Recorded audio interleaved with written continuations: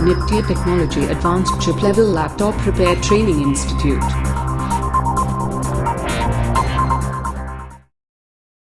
अगर आप schematic diagram के ऊपर मेहनत नहीं करते हैं तो फिर आपको मदरबोर्ड रिपेयर करते समय बहुत ज्यादा प्रॉब्लम का सामना करना पड़ेगा। इसीलिए मैं आज इस टॉपिक को लेके आया हूँ कि ये आपका सबसे अहम हथियार है रिपेयरिंग के फील्ड में।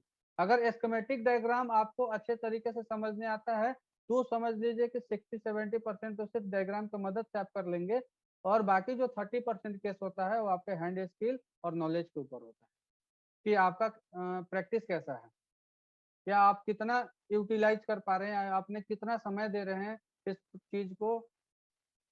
70% आपको ये कर देगा, बाकी 30% जो है आपका हैंड स्किल उसमें मदद करेगा। तो ये चीजें हैं, यही बताता है कि आपका सीक्वेंस क्या है, कैसा होना चाहिए,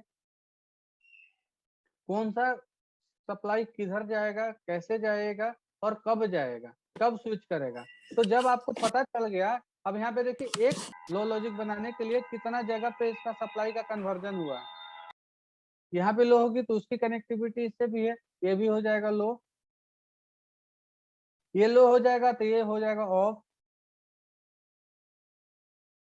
ये ऑफ होगा तो ये रजिस्टर और रजिस्टर मिलकर बन जाएंगे वोल्टेज डिवाइडर, और यहाँ पे लगभग आ जाएगा आपको 3 वोल्ट, लगभग है 2.89 कुछ भी हो जाए। ये वोल्टेज डिवाइडर की कैलकुलेशन होती है, उसका कैलकुलेशन, उसका वोल्टेज डिवाइडर का फॉर्मूला है VD equal to V in into R2 divided by R1 plus R2। ठीक है, अब इसमें एक बात आ जाती है कि हम R1 किसको बोलेंगे और R2 किसको बोलेंगे। तो ये हमारा ऊपर वाला जो एरिया होता है जो सप्लाई से कनेक्टेड होती है वो होती है R1, और जो ग्राउंड से कनेक्टेड होता है वो होता है R2। तो यहाँ पे लगभग 3 वोल्ट आ गई। अब यहाँ पे 3 वोल्ट आ गया पीएससी इन पे, तो यही पीएससी इन इससे कनेक्टेड है, तो यहाँ पे भी आ गया 3 वोल्ट।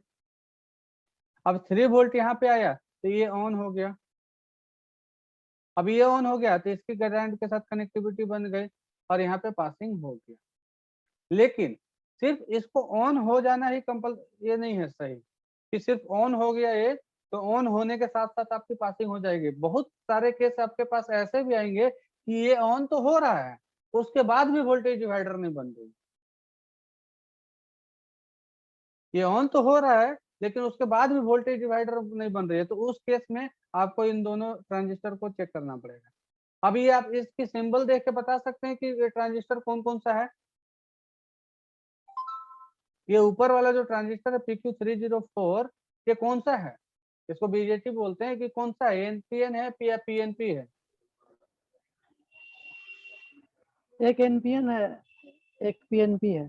तो कौन सा एनपीएन है वो तो मुझे भी पता है या सबको पता होगा कि एक एनपीएन है एक पीएनपी है, इसलिए कि 2 ही है इसमें। तो एनपीएन कौन एनपीएन है सर, ऊपर वाला नीचे वाला पीएनपी है, हाँ ऊपर वाला पीएनपी और नीचे वाला एनपीएन। ये पीएनपी है और ये एनपीएन है। ठीक है, अब आपको इतना पता हो गया कि पीएनपी है और एनपीएन है, तो अब ध्यान से देखिए, ध्यान से देखिएगा तो इसको वोल्टेज डिवाइडर को नहीं बनने के लिए इस ट्रांजिस्टर का भी रोल होगा। क्यों होगा कि अगर ये ट्रांजिस्टर ऑन हो गया आपका,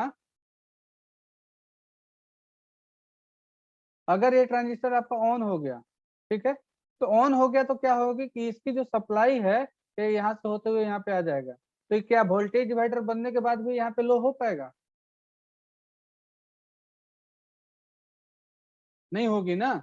आप वोल्टेज डिवाइडर यहाँ से बनाते रह जाएंगे उसके बाद भी यहाँ पे लो नहीं होगी। उस कंडीशन में क्या करना होगा कि आप इन दोनों ट्रांजिस्टर को भी चेक करना पड़ेगा, जो कि नॉर्मली बहुत सारे लोग जल्दी करते नहीं है, प्रॉब्लम में फंस जाते हैं।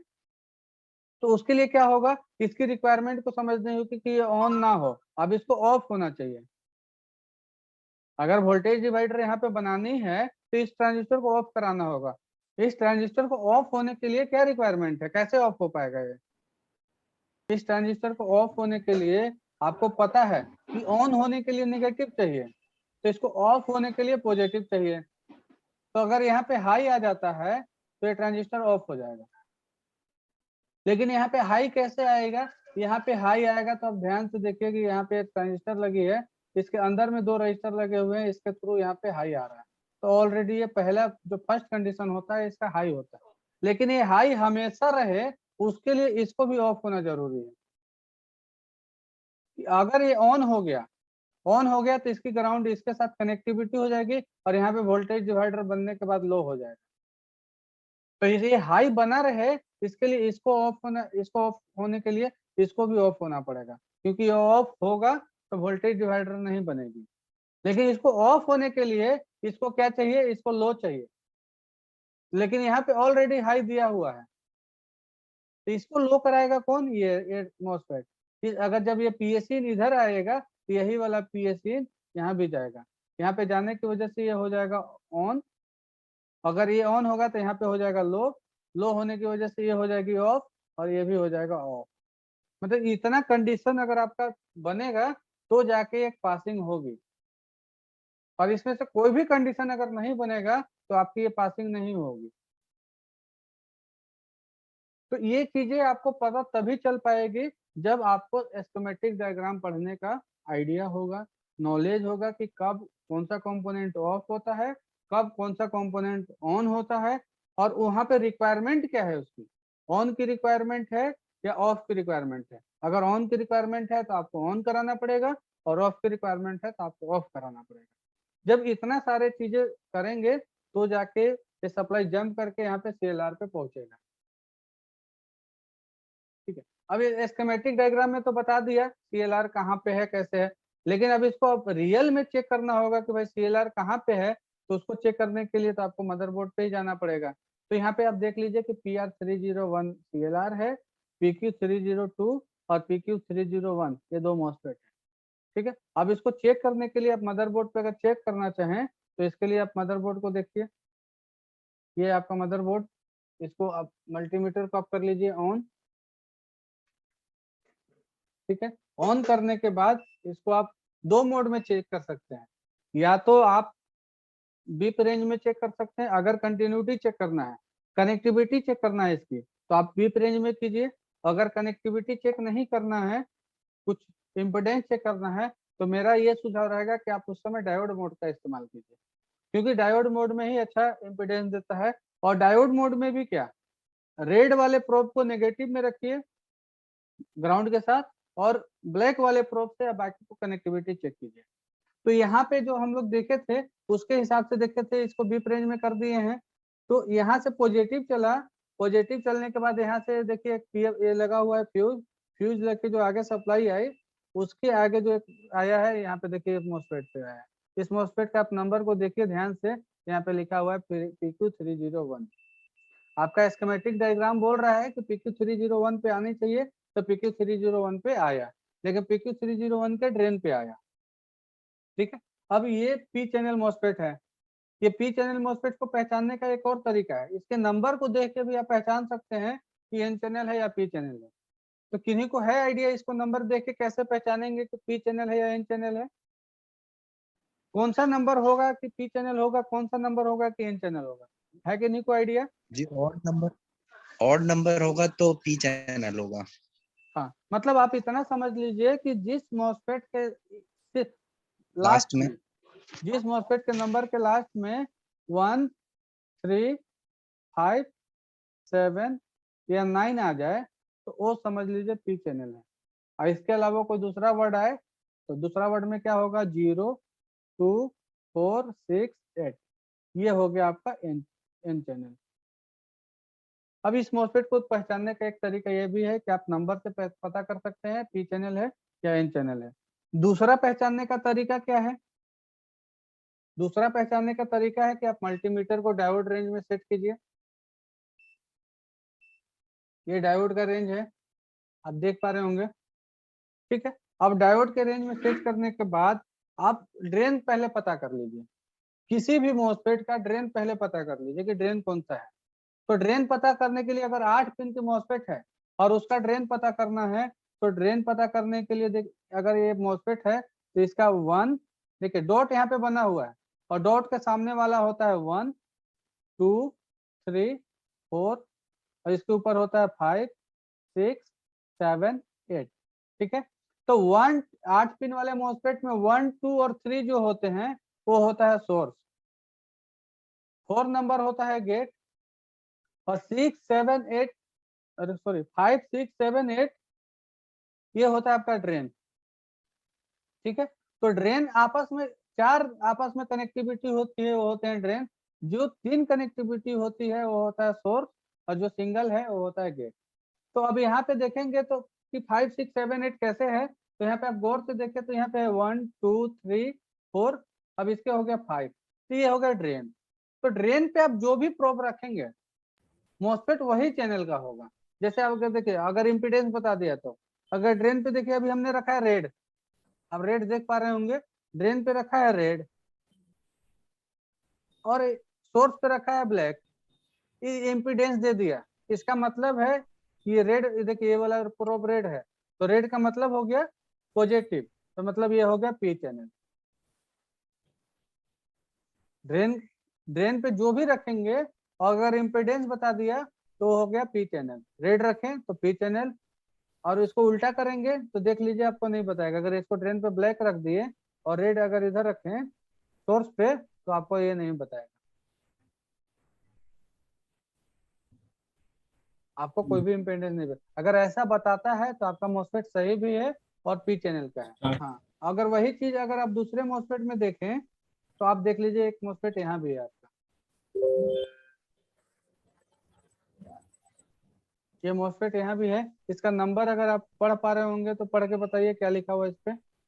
इस मॉसफेट के ऊपर लिखा हुआ है 4128, तो ये हम मुझे भी नहीं पता, या समझ लीजिए आपको भी नहीं पता कि कौन सा चैनल है, तो इसको सीधा करना होगा एक काम, क्या कि कहीं भी जिसके बारे में भी आपको पता है कि नहीं पता है तो इसका ड्रेन पता कर लीजिए। तो ड्रेन पता करने के लिए आपको तो जानकारी है कि 1 2 3 सोर्स होती है, 4 नंबर गेट होता है, और 4 5 6 7 8 वो ड्रेन होता है। तो मुझे नहीं पता कि ड्रेन है कि कौन सा है एन चैनल, तो अभी हम ड्रेन पे रखे ब्लैक या ड्रेन पे वापस रखिए रेड, यहाँ पे ड्रेन पे रख दिए रेड और सोर्स पे रखे ब्लैक। अब इम्पीडेंस चेक कीजिए तो इम्पीडेंस कुछ भी नहीं आया, ये OL लिख रहा है ओवर लिमिट, मतलब इसका जो रिक्वायर ये है जरूरत से ज्यादा हो गया, मतलब रीडिंग से बाहर निकल गया।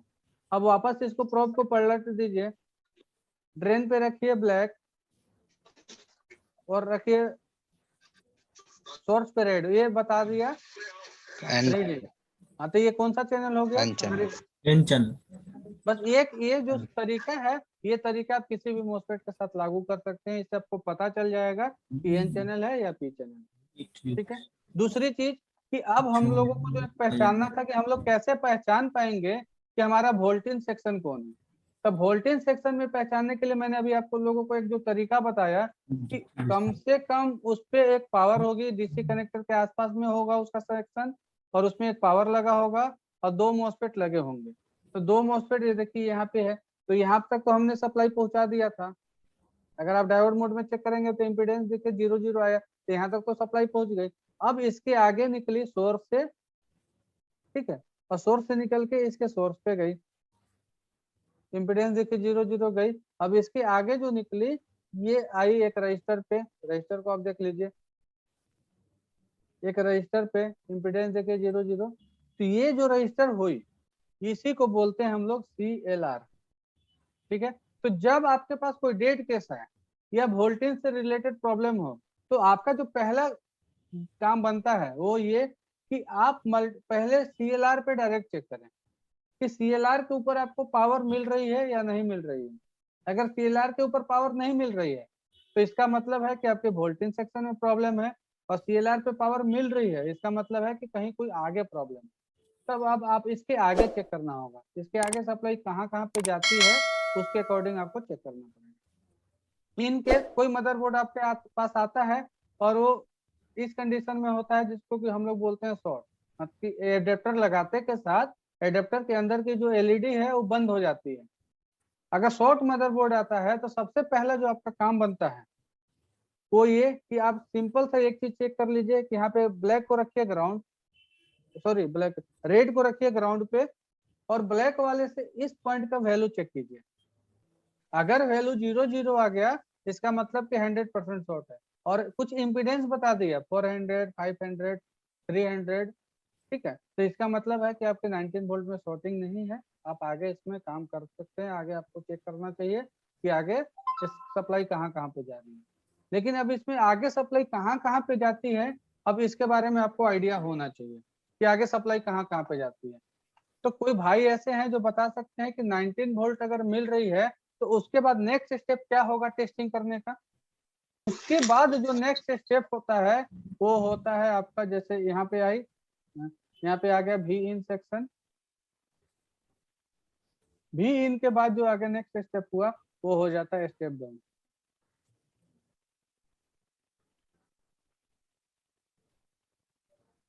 इस सेक्शन को हम लोग स्टेप डाउन क्यों बोलते हैं? एक्चुअली देखिए जितना भी सेक्शन है सब स्टेप डाउन के ही अंडर में आता है, लेकिन हम लोग सिर्फ इसी को जानते हैं कि स्टेप डाउन है।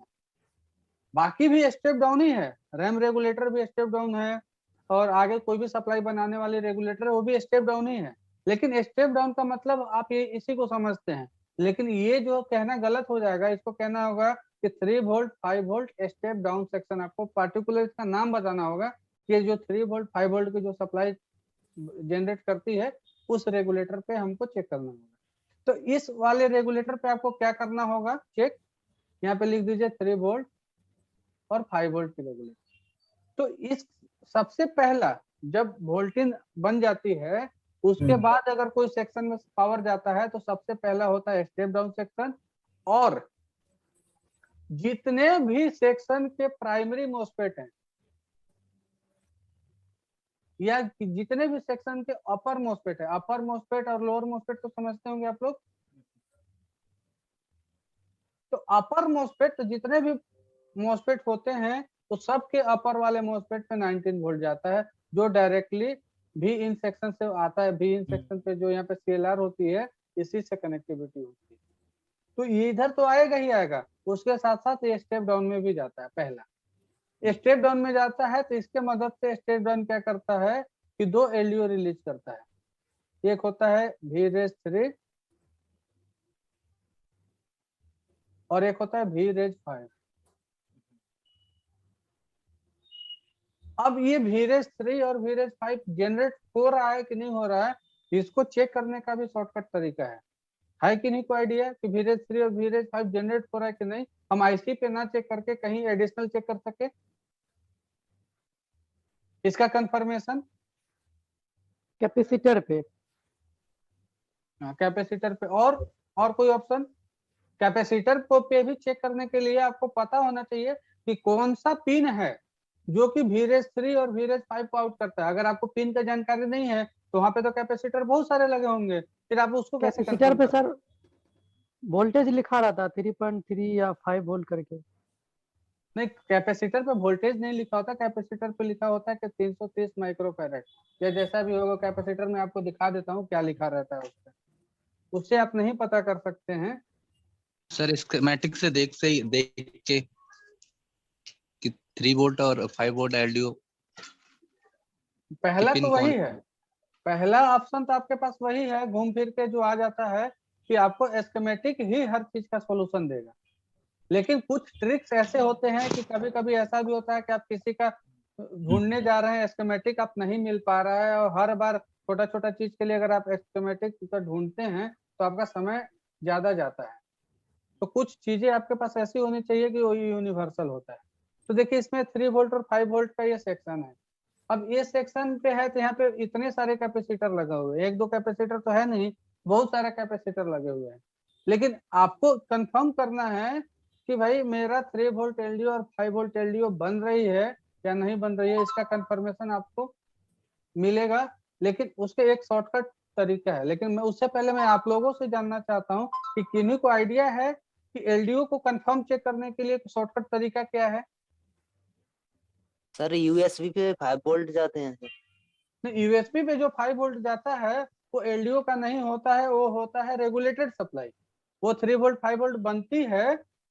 उसके बाद देखिए आपका जो 3 वोल्ट और 5 वोल्ट की जो रेगुलेटर सप्लाई है उसमें 4 आउटपुट हैं। आपकी जो 3 वोल्ट और 5 वोल्ट की जो आईसी है उसमें 4 आउटपुट हैं। 4 आउटपुट कौन कौन से बता पाएंगे आप लोग? इसमें 4 आउटपुट है, 2 आउटपुट जिसको हम लोग एलडीओ बोलते हैं। बताइए ना। और 2 वोल्टेज कॉइल वाली। हाँ, और 2 वोल्टेज होती है कॉइल वाली। तो ये 4 आउटपुट है। तो जो यूएसबी पे जाता है ये जाता है कॉइल वाली वोल्टेज, ये एलडीओ नहीं जाती है उसके ऊपर। लेकिन हमको चेक करना है एलडीओ। तो एलडीओ को चेक करने के लिए कि कंफर्म हम कैसे कर पाएंगे कि एलडीओ हमारा बन रहा है या नहीं बन रहा, उसका क्या है सॉफ्टवेयर? चार्जिंग सॉकेट पे। यस, जो भी बताएं, सिर्फ ये एक ऐसा सेक्शन है जहाँ पे कि एलडीओ जाती ही जाती है, वो होता है बैटरी के चार्जिंग सॉकेट। चार्जिंग सॉकेट पे। चार्जिंग सॉकेट में भी इसके पास बहुत सारे पिन होंगे, लेकिन ये बीच किनारे किनारे वाला 2 पिन छोड़ करके बीच में जो पिन होता है इस पे एलडीओ आता है 3.3 वोल्ट। वो इसलिए आता है कि ये जो पिने हैं डाटा क्लॉक की होती है और इसको 3.3 वोल्ट से पुल अप किया हुआ होता है। तो अगर आप यहाँ पे सप्लाई चेक कर लेंगे तो फिर आपको आईसी के पास जाने की जरूरत नहीं पड़ेगी, इसलिए कि आईसी के पास जाना रिस्की हो जाता है। या एक तो आपको याद होना चाहिए कि किस पिन से एलडीओ आउटपुट हो रही है। दूसरी चीज है कि अगर आपका बैलेंस अच्छा होना चाहिए कि हाँ हम जिस पिन पे रख रहे हैं वो कहीं ऐसा ना हो कि मिस्टेक से हाथ हिल जाए और गड़बड़ हो जाए। क्योंकि बहुत सारे केस में हम लोगों ने देखा है कि VREG 5 और उसकी भी इन दोनों एक ही जगह पे होती है, एक पिन नंबर 16 पे होता है और एक पिन नंबर 17 पे होता है। तो ये हमेशा क्या करते हैं लोग कि 16-17 के बीच में पिन रख देते हैं, जिसकी वजह से आईसी ट्रैक उड़ जाती है। थोड़ा सा भी मिस्टेक हुआ तो आईसी खराब हो जाता है। तो इस केस में ऐसे करने के लिए रिस्की हो जाता है चेक करना। तो अगर इसी चीज को अगर आप बैटरी कनेक्टर पे चेक करेंगे तो आपको पता हो जाएगा कि 3.3 वोल्ट तो बन ही रही है। अब बनती है कि भाई 5 वोल्ट को भी अगर ऐसा हुआ कि आपको 5 वोल्ट को भी चेक करना पड़े, तो 5 वोल्ट को चेक करने के लिए इसको देखना पड़ेगा कि अगर पिन नंबर 17 से आउटपुट हो रही है तो इससे रिलेटेड कैपेसिटर कौन सा है। इससे रिलेटेड कैपेसिटर पे चेक करेंगे तो आपका जो नुकसान का चांसेस है वो कम हो जाएगा।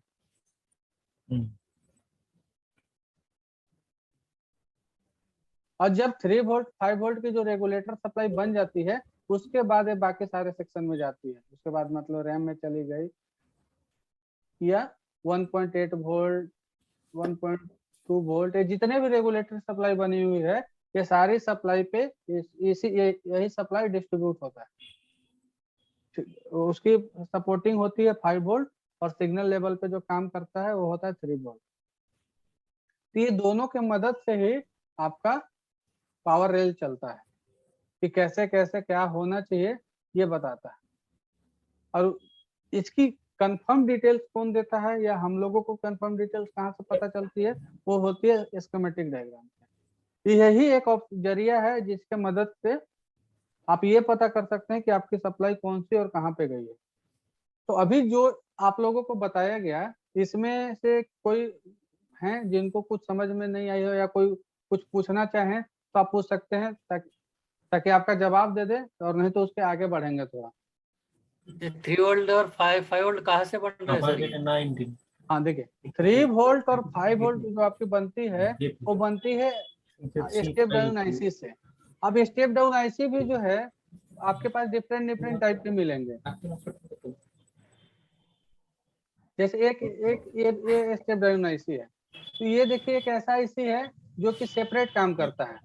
ये 3 वोल्ट भी 3 वोल्ट बनाता है सिर्फ सेपरेट, और एक ऐसे आईसी होती है जो कि 3 वोल्ट और 5 वोल्ट दोनों साथ में बनाता है, मतलब उसको बोलते हैं डुअल रेगुलेटर। आपके पास आप जब काम करने बैठेंगे तो आपके पास 2 टाइप के रेगुलेटर मिलेंगे, एक मिलेगा सिंगल और एक मिलेगा डुअल। डुअल रेगुलेटर बोलने का मतलब कि इसमें 3 वोल्ट और 5 वोल्ट एक ही आईसी से आउट होगी, और सिंगल रेगुलेटर का मतलब कि 3 वोल्ट अलग आईसी से और 5 वोल्ट अलग आईसी से आउट होगी। जैसे इस सर्किट में दिया हुआ है, इस सर्किट में जो है 3 वोल्ट के लिए अलग इस्तेमाल किया हुआ है और 5 वोल्ट के लिए अलग इस्तेमाल किया हुआ है। इस सर्किट में देख लीजिए, इस सर्किट में जो ये आईसी का इस्तेमाल किया हुआ है वो आईसी सिर्फ और सिर्फ 3 वोल्ट कर रही है। लेकिन अब इस मान लीजिए यही सर्किट आपके पास आ गया और आपको पता चल गया कि इसके 3 वोल्ट नहीं बन रही है, तो फिर आपकी टेस्टिंग प्रोसीजर क्या हो जाएगा? कैसे आप टेस्ट कर पाएंगे कि आईसी खराब है या कोई सप्लाई में दिक्कत है या कोई रिक्वायरमेंट मिसिंग है? कैसे आप जान पाएंगे? अगर आपकी 3 वोल्ट नहीं बन रही है तो आप कैसे जान पाएंगे?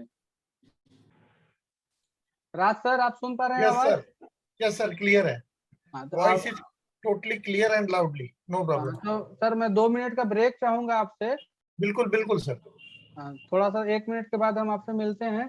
तब तक आप लोग सोच के बताइए कि अगर इसमें 3 वोल्ट और नहीं बन रही है तो हम क्या कर सकते हैं। आंसर बताइए सोच के कि कहाँ से जनरेट हो रही 3 वोल्ट। और प्लस एक और चीज हो सकता है, आप लोग कहाँ से है, अपना सिटी नाम एक बार शेयर करेंगे तो हम लोगों को आइडिया आ जाए। फ्यूचर में कुछ अपडेट वगैरह आता है तो आप लोगों को जो है वो शेयर किया जाएगा। तो आप लोग चैट में अपना सिटी और नाम तो है ही सबका, सिटी और नंबर डाल देंगे एक बार तो आइडिया आ जाएगा हम लोगों को कि आप लोग कहाँ कहाँ से जुड़े हैं। सिवान जिला, अच्छा महेश कुमार जी सिवान, विष्णु कंप्यूटर जी मुंबई, ठीक है ठीक है, एक बार आप लोग डालिए, आप लोगों को अपडेट मिलेगा। इंदौर मध्य प्रदेश,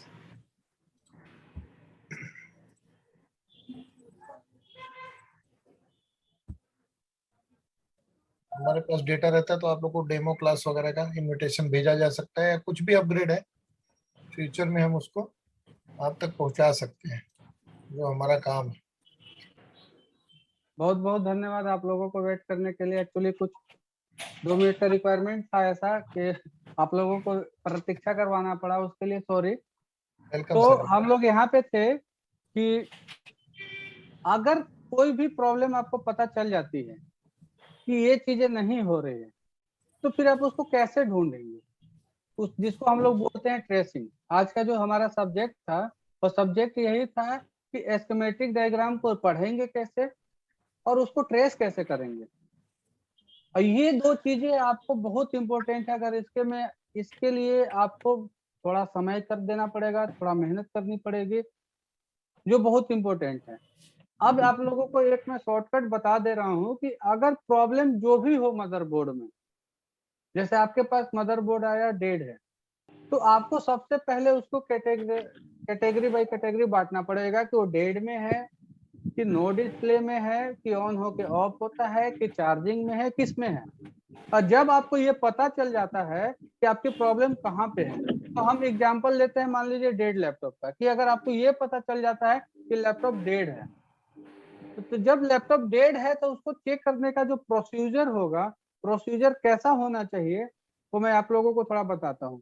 तो डेड है तो डेड के बहुत सारे कहानी हो सकते हैं। अगर वो पावर बटन काम नहीं कर रहा है तो भी डेड हो जाएगा, उसकी वोल्टेज नहीं मिल रही है तो भी डेड हो जाएगा, उसकी आरटीसी सेक्शन फेलुअर है तो भी डेड हो जाएगा। हर चीज माने हर कंडीशन में वो डेड हो जाएगा। तो डेड होने के लिए डेड में भी आपको बांटना पड़ेगा कि किस वजह से डेड है। तो अगर आपको पता चलता है कि किस वजह से डेड है, तो उसको पता करने के लिए आपको कौन कौन सा तरीका इस्तेमाल करना पड़ेगा। तो सबसे पहला जो तरीका जो भी मैंने आपको बताया कि सबसे पहले आप एलडीओ को चेक कीजिए कि आपकी एलडीओ बन रही है कि नहीं बन रही है। मतलब अब ऊपर से शुरू करते हैं। अगर कभी भी प्रॉब्लम आपको ढूंढना है तो उसको आपको बैक ट्रेस करना पड़ेगा। बैक ट्रेस मतलब कि पहले आप आगे की तरफ चले जाइए, जितना आगे आप जा सकते हैं, उसके बाद उसके पीछे पीछे पीछे पीछे आते जाइए, जहाँ पे प्रॉब्लम होगा वहां पे मिल जाएगा। कभी भी आपकी लैपटॉप का सर्किट या कोई भी एस्केमेटिक डायग्राम में अगर फॉल्ट फाइंड करना है तो पहले आप पता कीजिए कि उससे रिलेटेड सेक्शन कहाँ तक है और उस सेक्शन का एंडिंग पॉइंट क्या है।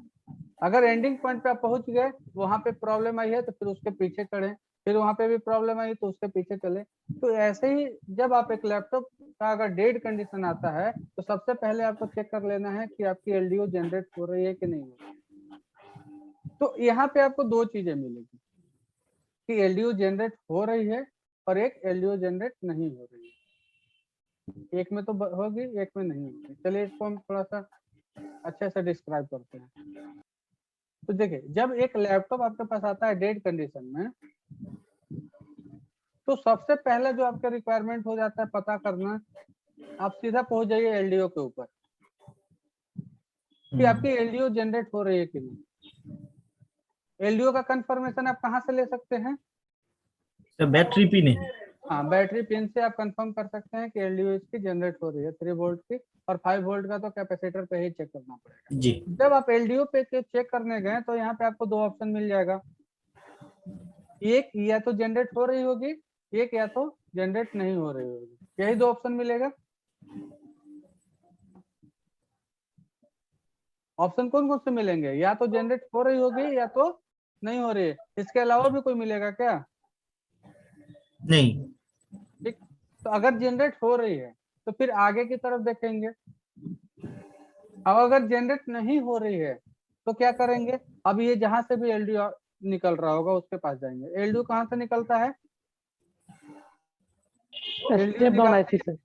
एलडीओ निकालती है जो 3 वोल्ट 5 वोल्ट की जो रेगुलेटर होती है वो निकालती है। ठीक है, तो जी। सबसे पहले अब यहाँ से निकल रही है कि एलडीओ 3 और एलडीओ 5। अब आपको पता चल गया कि आपकी एलडीओ नहीं जनरेट हो रही है, तो फिर आपका क्या रिक्वायरमेंट हो जाता है कि एलडीओ जब जनरेट नहीं हो रही है, आपको ये भी पता है कि आईसी जनरेट करती है, तो फिर उसके बाद आप क्या करेंगे? आईसी जनरेट करती हो, अगर आईसी जनरेट नहीं कर रही है तो आईसी का क्या क्या चीज चेक करेंगे आप? आईसी का बीन चेक करेंगे, ग्राउंड चेक करेंगे। तो आईसी का सबसे पहले हम लोग रिक्वायरमेंट चेक करेंगे। अब जो भी आईसी होगा उसकी रिक्वायरमेंट चेक करेंगे, तो कम से कम 2-3 रिक्वायरमेंट तो हर आईसी की रहेगी। वो पहला रहेगा कि ग्राउंड, देखिए हर आईसी होता है तो इसको ग्राउंड कर लीजिए। जी। ठीक है, दूसरा कि इसको VCC या भी जो भी बोलते हैं वो चाहिए, और इसको एक इनेबल चाहिए एनी हाउ। अगर आईसी को कुछ भी काम करने के लिए इनेबल चाहिए तो बिना इनेबल के आईसी कुछ काम करेगा ही नहीं। अब एलडीओ जनरेट नहीं हो रही है तो हम कैसे करेंगे? ग्राउंड तो होता ही है, फिर भी एक बार क्रॉस चेक कर लेंगे, फिर चेक करेंगे कि आपकी वोल्टिंग हो रही है कि नहीं हो रही है, और दूसरा चेक करेंगे कि आपका इनेबल हो रहा है कि नहीं। तो लेकिन जो एलडीओ के जो इनेबल होगा उस एलडीओ के पास लिखा होगा कि एलडीओ EN एलडीओ, कि इसके आने के बाद अगर सिर्फ एलडीओ ही बनती है तो यहाँ पे लिखा होगा EN एलडीओ। या तो अगर ये इनेबल और भी बहुत ज्यादा काम करता है कि मतलब मेन रेगुलेटर को भी ऑन करता है तो यहाँ पे सिर्फ लिखा रहेगा EN, या कहीं कहीं पे आपको लिखा हुआ मिल जाएगा EN 0। अब इन सब वर्ड को आपको कैलकुलेट करके इकट्ठा करना पड़ेगा कि EN एलडीओ जब लिखा होता है तो क्या होता है, EN लिखा होगा तो क्या होगा, और EN 0 लिखा हुआ था क्या होगा। अब EN 0 लिखा हुआ अगर आपको मिल जाता है 51123 में या 51125 में, तो हम लोग इसको बोलते हैं कि ये मास्टर इनेबल है। मतलब ये सबके हर एलडीओ को या हर एलडीओ को भी और रेगुलेटरी सप्लाई को दोनों को साथ में इनेबल कर देता है।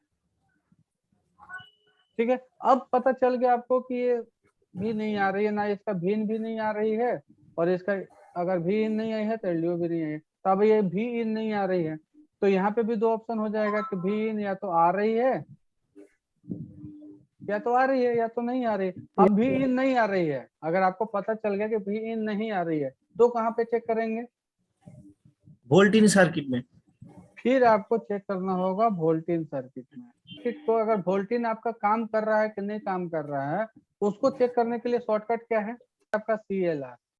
अगर CLR पे सप्लाई मिल गई मतलब कि आपकी वोल्टिन हो रही है, और CLR पे सप्लाई नहीं मिली इसका मतलब कि वोल्टिन नहीं हो रहा है। तो अगर CLR पे, तो फिर इसमें भी 2 कंडीशन हो गए, या तो CLR पे वोल्टेज मिलेगी या तो नहीं मिलेगी। अब अगर नहीं मिली तो क्या करेंगे?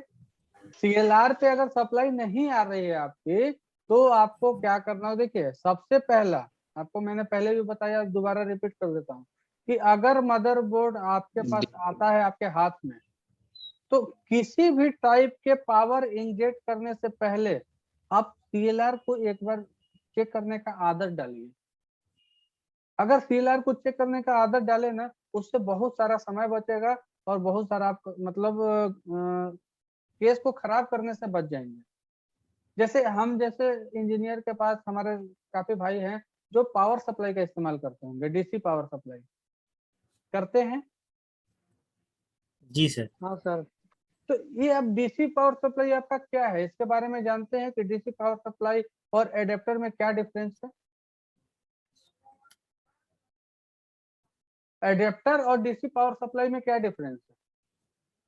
एडेप्टर सर फिक्स वोल्टेज देता है, डीसी पावर सप्लाई को हम वेरी कर सकते हैं, करंट उसका कम ज्यादा कर सकते हैं। देखिए हाँ, वेरी तो कर सकते हैं, लेकिन आपको तो फिक्स वोल्टेज की रिक्वायरमेंट होती है।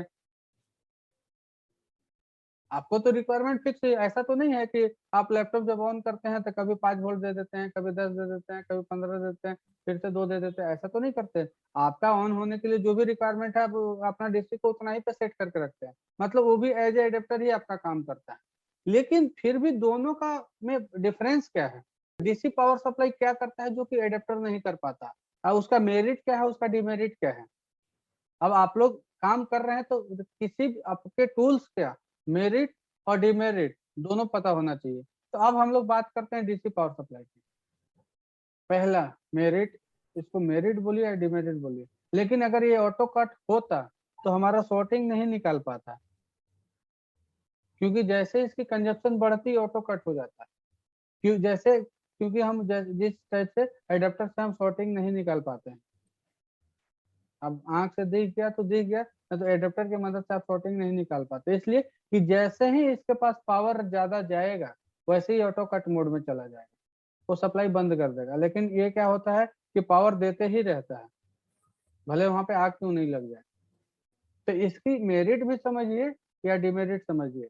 तो जब भी अगर आपके पास आता है शॉर्ट का केस, कस्टमर बोलता है या आपको पता चल जाता है कि इसके अंदर शॉर्ट है, तो बिना कुछ बेसिक टेस्ट किए बगैर, कहते हैं ना कि अगर कोई पेशेंट आपके पास आता है या किसी डॉक्टर के पास पेशेंट आता है तो कोई भी प्रिस्क्रिप्शन लिखने से पहले वो बेसिक टेस्ट लिखता है, जिससे उसको आइडिया लग जाता है कि इसके अंदर क्या प्रॉब्लम है और मुझे किस टाइप से दवा इसको देना है।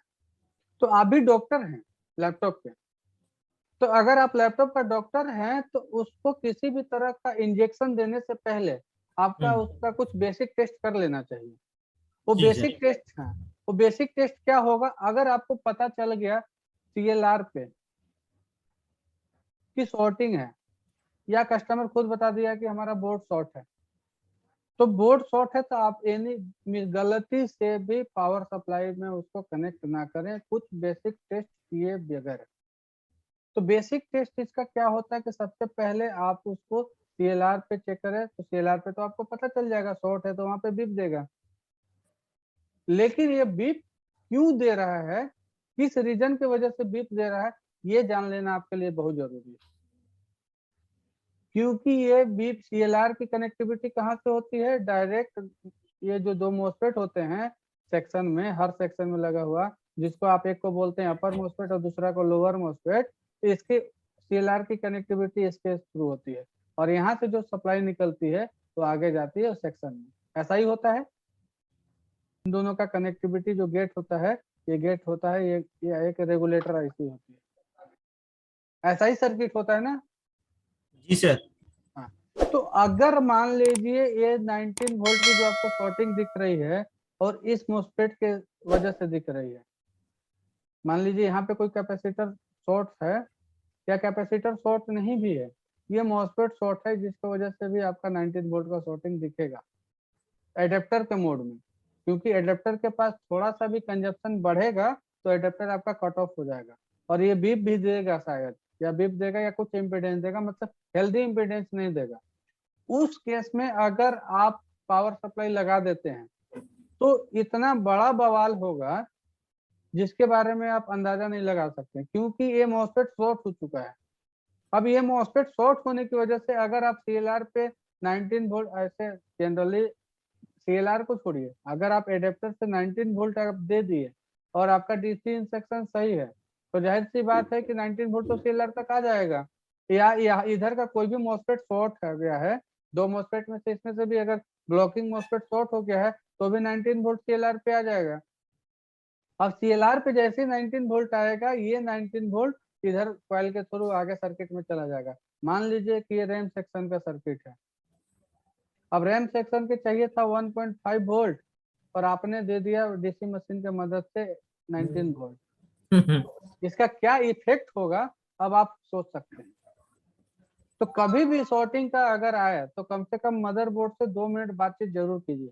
बातचीत करने का मतलब कि उसकी बेसिक टेस्ट में आप मॉसफेट को चेक कर लीजिए और उसके जितने भी कॉइल लगे हुए हैं सारे कॉइल को चेक कर लीजिए।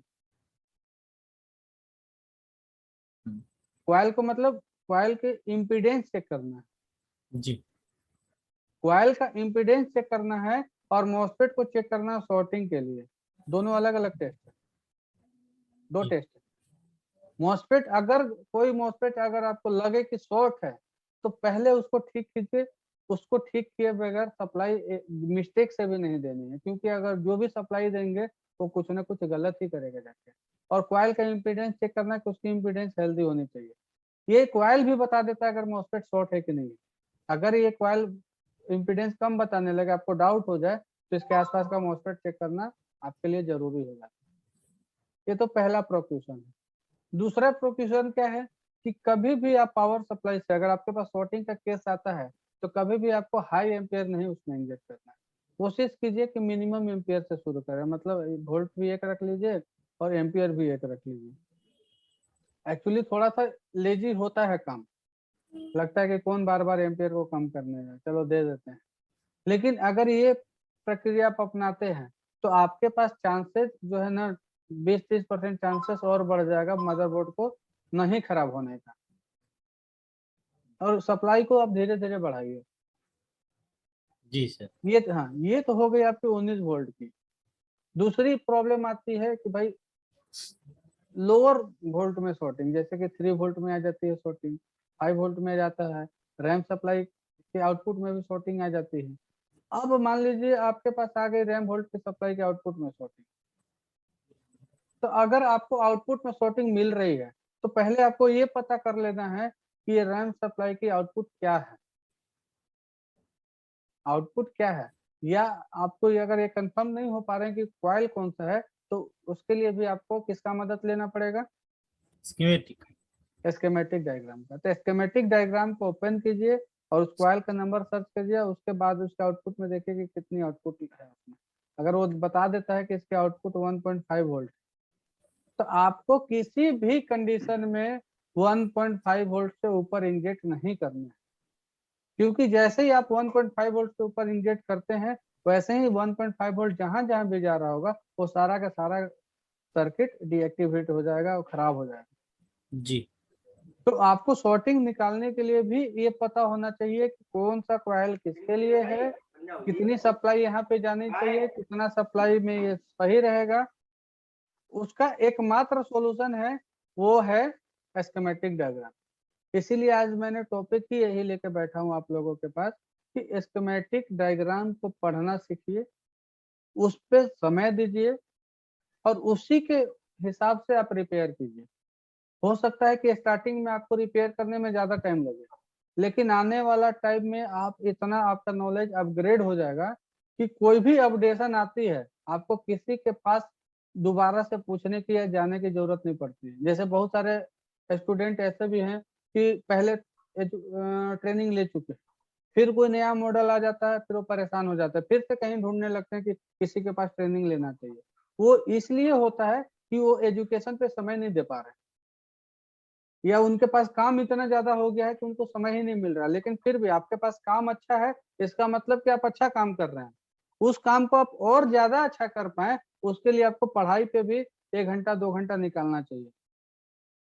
और जो प्रॉब्लम आपसे नहीं हुआ है उस प्रॉब्लम के बारे में रिसर्च करना चाहिए, कभी गूगल के माध्यम से, कभी कोई भी स्कीमेटिक डायग्राम के माध्यम से, या कोई आपका सर्किल है उसके माध्यम से। इस टाइप का फॉलो आपको करना चाहिए, या जिस भी जहां से भी आप ट्रेनिंग लिए हुए हैं उस ग्रुप से जुड़ के उस ग्रुप में इस चीज को डिस्कस करना चाहिए कि आज मेरे पास इस टाइप का प्रॉब्लम आया था जहाँ पे मैं फंसा हूँ। तो कोई ना कोई आपकी मदद भी करेगा और उसका सॉल्यूशन भी आपको मिलेगा, फिर वो नॉलेज आपका बढ़ेगा।